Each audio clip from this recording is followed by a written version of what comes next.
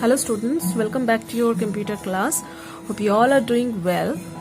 So in a previous tutorial we have discussed how mobile apps are developed on Android app development platform called MIT App Inventor. So this MIT App Inventor, which is an open source web application, is provided by Google. And MIT App Inventor is a visual drag and drop tool for building mobile apps on Android platform.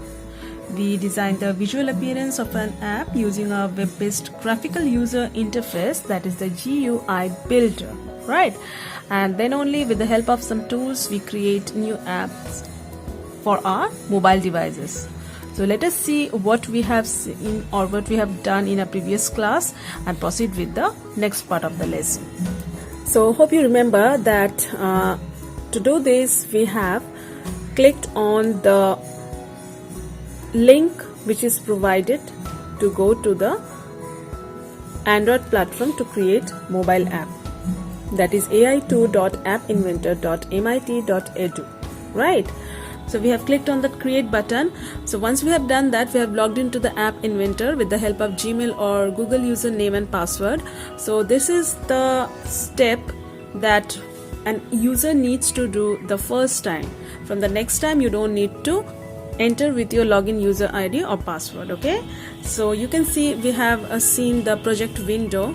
So after that we have typed in the project name where the underscores are allowed but spaces are not. Okay, we after giving the project name talk to me, with the help of visual drag and drop method we have added buttons. Until this we have discussed in our last tutorial, right?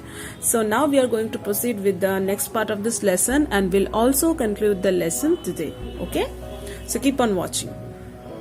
So now we are going to connect App Inventor with the phone for live testing. Okay, so this is the neatest thing about this App Inventor, that you can see and test your app while you are building it on a connected device. Okay, so what to do that? If you have an Android phone or tablet, follow these steps below. If you do not have a device, then follow the instructions for setting up the on-screen emulator, which will open a new page. Okay, and then come back to this tutorial once you have gotten the emulator connected to App Inventor. Okay, so this is how we will connect with the web page. Other step is we need to get the MIT AI2 companion from the Play Store or install it on your phone or tablet. Fine. So if for some reason you cannot connect to the Google Play Store, you can download the AI2 companion following these steps. What are those steps? First, you will need to go onto your phone settings, choose security, then scroll down to allow unknown sources. That means you have to uncheck the box of unknown sources, which will allow the app that's not from the Play Store to be installed on the phone. The next step will be scan the QR code or click the need help finding link and you will be taken to the download page. Okay, from there you can download the MIT AI2 companion.apk file to your computer and then move it over to your device to install it. So this is the .apk file that you need to at first download it into your computer, then after that you can install it into your device. Okay, so start the AI companion on your device. On your phone or tablet, click the icon for the MIT AI companion to start the app. Okay, so here is some important thing that you need to keep in your mind, that is your phone and computer must be both on the same wireless network. Okay, make sure your phone's Wi-Fi is on and that you are connected to the local wireless network. If you cannot connect over Wi-Fi, go to the setup instructions on the App Inventor website to find out how to connect with a USB cable. Okay, so get the connection code from the App Inventor. So here we'll get a code and scan or type it into your companion app. Okay, so the next step will be see your app on the connected device. Now when your app is installed and you are connected or your new device has installed that app, you will be able to do each and every functions that you were doing in your laptop or desktop. Okay, so number 13, on the properties pane, change the text for the button. Fine. Select the text for button 1, delete it and type in talk to me. Notice that the text on your apps button changes right away. Okay, now you can simply do the function in your mobile device as you were doing in the laptop or desktop. Okay, To move forward, click on the following link and follow the instructions. Okay. Now go to the media drawer and drag out a text-to-speech component, drop it onto the viewer. Notice that it drops down under the non-visible components because it is not something that will show up on the app's user interface. Okay, it is non-visible. It is more like a tool that is available to the app. Fine. So switch over to the blocks editor. Now moving on to the next topic, that is the blocks editor.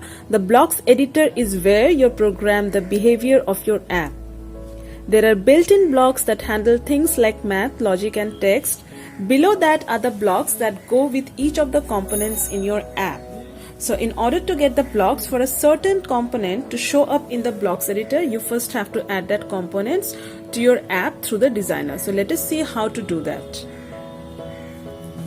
So you can see this is the MIT App Inventor window.